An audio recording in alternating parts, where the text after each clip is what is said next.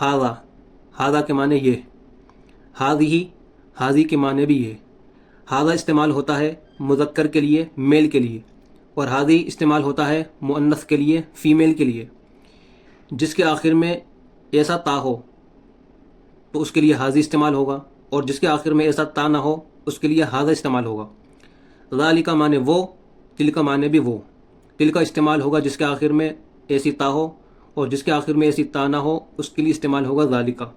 ہاذا یہ، ہاذہ یہ، ذالک وہ، تلک وہ۔ قلم قلم، ہاذا قلم، ہاذا یہ، قلم قلم ہے، یہ قلم ہے۔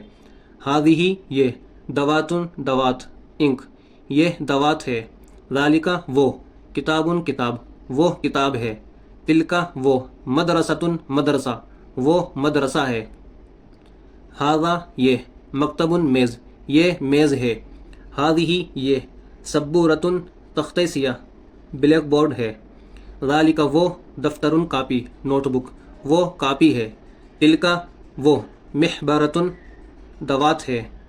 ہاذا یہ، شباک کھڑکی، یہ کھڑکی ہے۔ ہاذہ یہ، نافذۃ کھڑکی، یہ کھڑکی ہے۔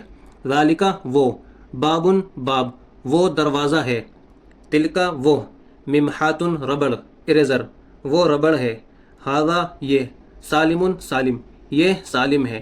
ہاذہ یہ، آمینۃ آمینہ، یہ آمینہ ہے۔